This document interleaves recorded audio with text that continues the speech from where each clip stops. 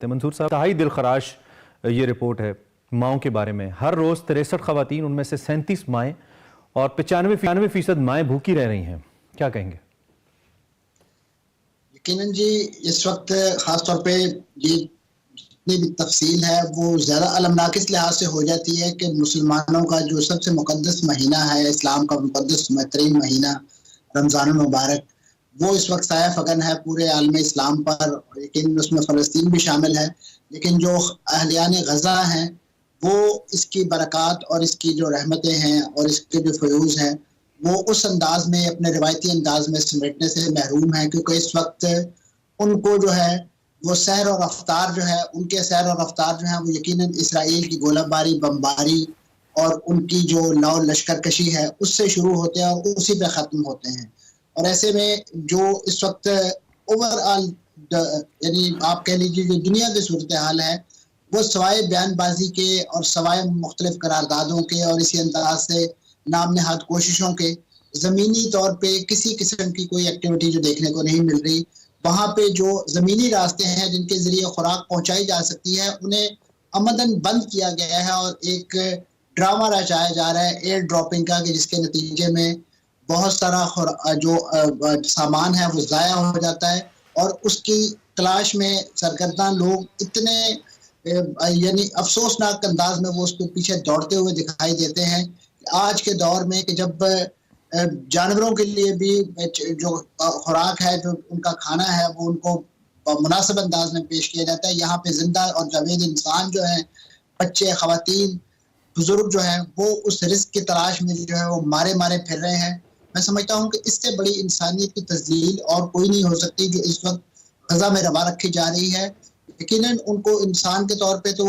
قتل کیا ہی جا رہا ہے، لیکن ان کی جو ایک غیرت ہے، جو ان کی ایک اہمیت ہے، وہ بھی اس انداز سے کہ وہ بالکل بیسک ہیومن رائٹس ہیں، ایسا بیسک ہیومن رائٹس ہیں، ان کو بھی ان کا بھی خیال نہیں رکھا جا رہا، جو بنیادی انسانی حقوق ہیں۔ بالکل ٹھیک کہہ رہے ہیں آپ۔ بین الاقوامی برادری کا ہم کیا ہی ذکر کریں، ہماری اسلامی برادری بھی اپنا رول اس طریقے سے پلے نہیں کر پائی، نہ کر سکی ہے، اور مجھے لگتا ہے کہ نہ کر پائے گی۔ ہر کسی کے اپنے ویسٹڈ انٹرسٹس ہیں، ہر کسی کے اپنے مفادات ہیں، مجبوریاں تو میں نہیں کہنا چاہتا۔ آپ کا کیا خیال ہے؟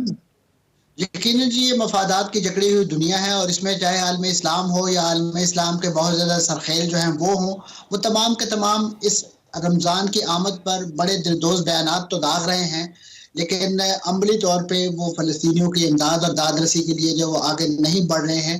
یہی وجہ ہے کہ اس وقت جو نروز کی جنگ ہے وہ حماس کے اینڈ پہ اور امریکہ اور اسرائیل کے اینڈ پہ جاری ہے، کیونکہ اس وقت جو خدشہ پیدا ہو رہا ہے وہ یہی ہے کہ اسرائیل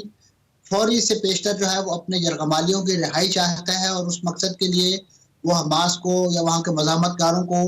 بہت زیادہ گیو ان کرنے کے لیے مجبور کر رہا ہے۔ اور حماس کے بائیڈن نے یہ کہا ہے کہ جو نیتن یاہو ہے یہ اپنی پالیسی سے جو اسرائیل کا کاز ہے، for the cause they are doing this all، اس کو نقصان پہنچا رہا ہے، اس کا انٹرنیشنل امیج شٹر ہو رہا ہے۔ یہ بائیڈن محض میڈیا کا پیٹ بھرنے کے لیے بیان دے رہا ہے یا واقعی نیتن یاہو بین الاقوامی برادری میں اپنا مقام کھو رہا ہے؟ لیکن بین الاقوامی برادری کو ویسے فرق تو کوئی نہیں پڑتا اگر اسرائیلی شہید ہو رہے ہیں، ہر روز 63 مائیں شہید ہو رہی ہیں۔ جی، اس میں کوئی شک نہیں ہے کہ اس وقت